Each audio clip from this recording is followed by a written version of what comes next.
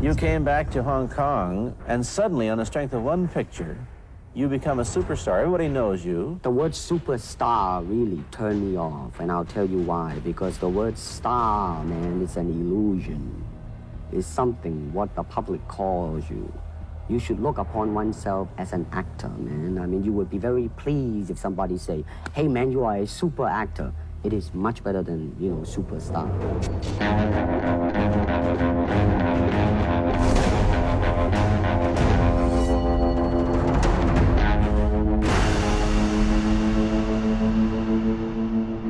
When I started shooting The Big Boss, the first question was asked, hey, man, how many thousands of feet of films is it gonna be? My reaction is that, first of all, why do I start fighting?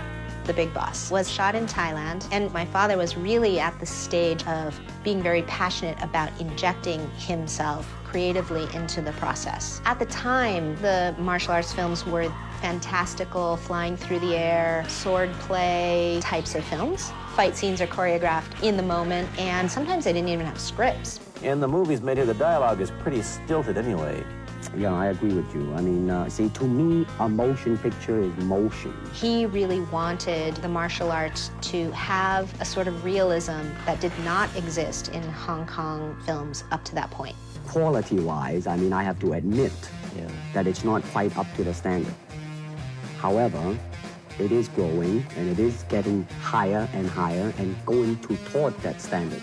What I would term quality. When it came to the martial arts, he was fighting every single day with the director to say, this is how this needs to be. And he was right, because it broke all previous box office records.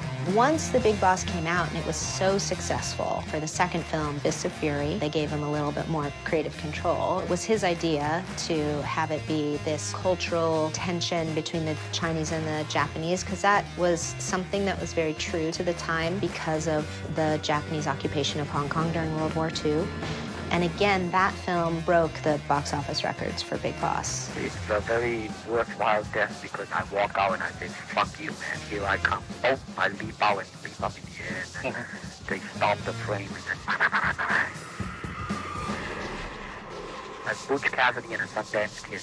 So he did these first two films. They were hugely successful. For his next film, which was Way of the Dragon, he wrote it, he produced it, he starred in it, he choreographed it. He really wanted to focus on the experience of the Chinese in a foreign place. The film takes place in Rome. He was really good at being able to tap into the storytelling for the audiences of the day and what would resonate with them. You could see in his films, his philosophy it just effervesces. You know, it just bubbles out of the screen. It's like, fight the oppressor. And I think that's what everyone latches on to.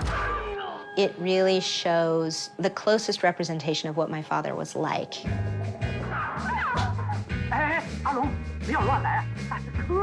He loved to tell jokes. He loved to have fun. And Way of the Dragon is full of those types of things. Watching Bruce Lee on TV was sort of like this transformative moment for me. And I just watched this guy and his confidence and the way he moved and the speed with which he moved. Then the part where he fights Chuck Norris in the Coliseum, and it was just sort of like having discovered a whole new world, and I became obsessed with him after that. Seeing Bruce Lee, it really was empowering. It felt like, wow, there's somebody out there that can just do whatever he wants. And it allowed me as a kid to think, why can't I do that? These films that he did, there's a transmission of his energy in them. He worked on himself and cultivated that energy and infused that into everything that he did. The idea that if we do that for ourselves, that we can create impact is a beautiful message. If I were born, let's say, 40 years ago, if I have a thought in my mind, I said, boy, I'm gonna star in a movie or star in a television series in America. Well, that might be a vague dream, but I think right now, maybe